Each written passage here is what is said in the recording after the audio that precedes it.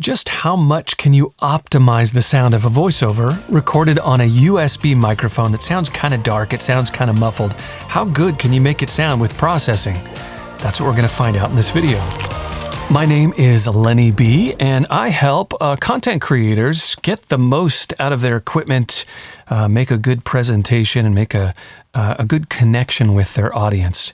And that means if you're recording or creating any type of content using a microphone and using your voice to create content, it's really important to make sure that message is clear, that the sound that you're getting makes you feel confident, and you want to get the best out of your equipment, right? And that could be processing, that could be room treatment, that could be mic position. There's a ton of different things that you can do to get the best out of your equipment and make your voice sound the way you want it to, make it sound professional, and really make a strong connection with your audience. That's whoever's receiving your content. So people send me their audio, and you can do the same thing. I'll tell you how you could send me audio as well.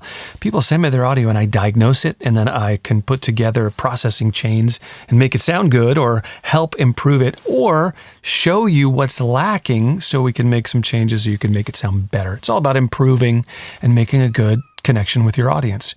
So this submission that we're going to look at today is from Delaney Ware. She was nice enough to let us use this audio as an example to help kind of teach other people and show what we're working with. She is using a Samson G-Track Pro USB microphone, which is also an audio interface. You know, when you're using a USB microphone, that's one of the reasons why sometimes the quality isn't it's not as optimal as it can be. It's really because there's a lot of tech being crammed into a small package, right? We've got the microphone, but also the audio interface is really in this one unit. But as you're going to see, we can get a pretty good sound from this particular microphone, and I imagine a lot of it has to do with the way she's capturing her audio. This is the file that Delaney sent me, and when I look at it, I do a few things right away. I look at the recording level. I make sure that it is a raw file. I can see visually that this looks like it's a raw file, and I'll walk through and listen to what we've got to work with. Now, when anybody sends me a file to diagnose and review and create a custom processing preset example so you can hear what it sounds like, I ask for a completely raw file. That means I need the right recording level, but then no plugins, no limiting, no normalization. I want to hear that clean capture, because here's the deal. Most problems happen before processing, actually even before your recording software. Most issues are happening in the room with mic position or with the gain staging, and there's a bunch of different things. So I need a clear picture of what that raw capture sounds like, because one of two things usually happens. It sounds good, and I'll put together a custom processing chain to optimize it, or I hear like, oh, there's an issue, or there's too many reflections, or I'm hearing an overabundance of a particular frequency, or a sibilant sound, or it sounds hollow or boxy. There's a bunch of different things that can happen that usually happen in the room. And when there's a situation like that, we've got to fix that first.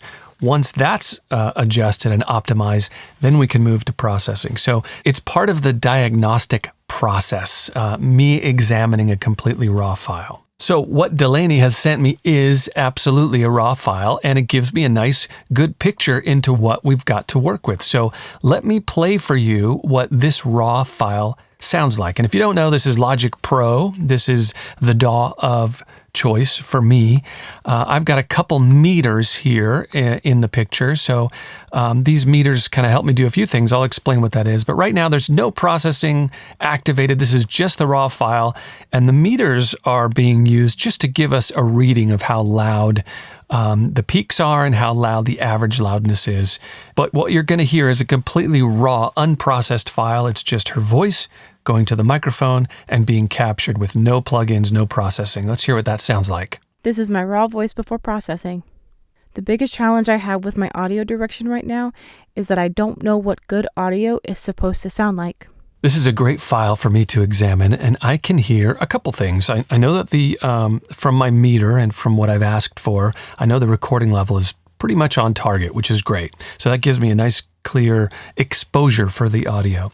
The second thing is I am hearing a little bit of an imbalance in the frequencies. It has kind of a dark tone to it. I'm not hearing all of the frequency spaces, the lows, the mids, the highs. I'm not hearing them evenly, and I want to. I think that is going to be one of the ways that I could really optimize the sound of this. What I'm anticipating is that the imbalance that I'm hearing is not off enough to want me to feel like we need to fix something in the room. I don't hear any long reflection sounds. I don't hear any short reflection sounds. There's just a little bit of an imbalance. That could be mic position. That could be the room that's imparting a sound onto the raw recording. I feel like EQ could be used to kind of shape the sound to make it more balanced. So let's take a look and see how much EQ is necessary to balance this out. Okay, I'll start by playing the file without the EQ engaged, and then I will engage the EQ so you can hear the difference. The reason I decided to submit my audio is because I don't know how to process audio yet, but I don't want that to be something that holds me back from a voiceover career. The reason I decided to submit my audio is because I don't know how to process audio yet, but I don't want that to be something that holds me back from a voiceover career.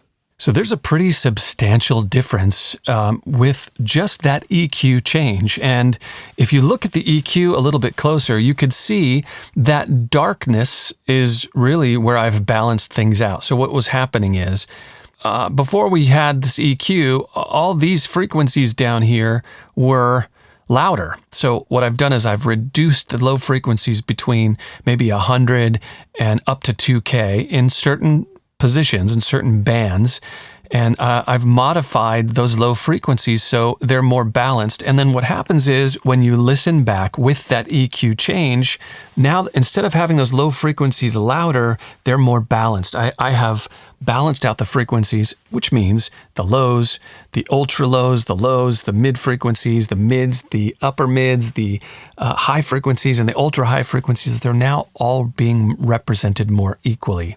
What that does is it gives you a more present feel. It sounds louder, even though it's not. And what's happening is it gives you just more balance. And one of the things that does it, it's really valuable, is now this sound, not only does it sound better, but it will also translate better on different playback devices. That means if you're listening on a Bluetooth speaker, if you're listening on a big sound system, if you're listening on a car, or if you're listening in earbuds or whatever headphones you're listening to, it's all going to translate. It's going to sound better on all those devices collectively. You can go from one to the other and you're going to get that balanced sound. Versus, if you listen to, if it's not balanced correctly, you listen to it, it may sound good over here, but then it doesn't sound good over there. It doesn't translate as well. So that's one of the really valuable things. Before I go much further, I should probably give a quick plug to my most popular training course, which is EQ Fundamentals for Voice. If you are looking to learn more about how to EQ yourself, this course is really fantastic. Like I said, it's one of my most popular courses, and by the end of this course, you will be EQing with confidence on any EQ plugin or even hardware. You will really understand how to use an EQ with intention to bring the clarity and detail out of your voice and really make it sound balanced. So we've only messed with the EQ, but there is more that we can do. I have added another plugin.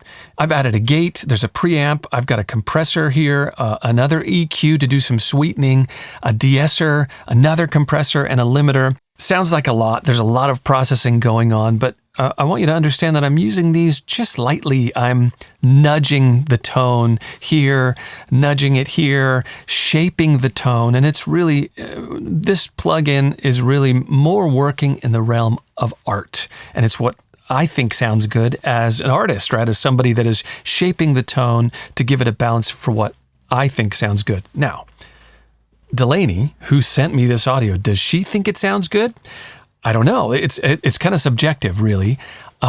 When I create custom processing, like you're seeing me do here, I give you an example of what I think sounds good, but I'm open to modifying. I want you to be happy. I want you to love the sound that we come up with. So if Delaney, once she hears this, if she wants to massage the sound a little bit or say, hey, I love it, but I wish it was a little warmer, or it's great, I wish there was more clarity or a little more sizzle or a little more sparkle, we can do that. I can modify it and tweak it and massage the tone to really be what makes you feel confident, because that's the bottom line. And the other positive and I think feature and benefit from having a custom processing preset like this is Delaney no longer has to worry about, I don't understand processing and I don't want to dive into that. I could just concentrate on being a voiceover artist, and I can just concentrate on performing. I know Lenny's got my back when it comes to making it sound good. So I'm going to play the raw file again with no plugins engaged, and then I'll engage all of the processing, the F6 EQ and this Sheps omnichannel, which is what this plugin is called. I'll engage them together so you can hear the final processed sound. So first the raw file. The reason I decided to submit my audio is because I don't know how to process audio yet, but I don't want that to be something that holds me back from a voiceover career. The reason I decided to submit my audio is because I don't know how to process audio yet, but I don't want that to be something that holds me back from a voiceover career. The sound is brighter. It's more evenly distributed with when it comes to the tone, like the frequencies, but also the dynamics. It has a very consistent type of a sound. So the bottom line here is it's a fairly inexpensive mic, but it sounds pretty good. I think with the processed sound, I've said this before, and I think this is a great way to describe it.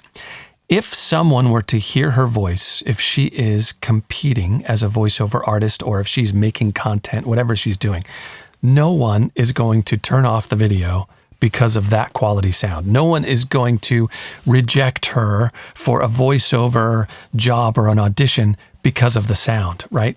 They may decide not to use her or not to choose her for a different reason. Maybe it's not a good fit or whatever, but the sound isn't going to be the problem. I think it sounds really good. And the final note about the sound and the recording process I want to leave with you is the fact that the microphone has something to do with the sound, but the majority of the quality, the majority of the things that make a good voiceover recording is gain staging and the room, mic position relative to your mouth, mic position relative to the walls, and those reflection sounds that are being picked up or not. So the recording procedure has more to do with your final quality than the microphone or even the plugins. So I want to thank Delaney for letting us use the audio and illustrating this. If you want to send me audio, I will send you an example of what my custom processing sounds like on your voice, captured on your mic in your room. And there's no charge. I do that for anybody. Just go to my website. It's lennyb.com, and all of the instructions are there. It's pretty easy to follow the instructions. And I can send you an example of what that process sound could be like. But if I hear that, we've got to fix this, or you've got an issue in your room, or that capturing process that's so important, if I hear that there is some type of limiting factor that is preventing you from getting a better sound, we'll discuss that, and I offer sessions and things to help you resolve that so you can move forward. Either way, after you work with me, you're going to have a better sound, you're going to feel more confident, and your presentation will be improved. That's what I do for my clients, and I invite you to send me a raw file so you can get started. There's no obligation, and it's free just to hear an example or to have me give you a little diagnosis of what you're up against. My name's Lenny B. Thanks for watching.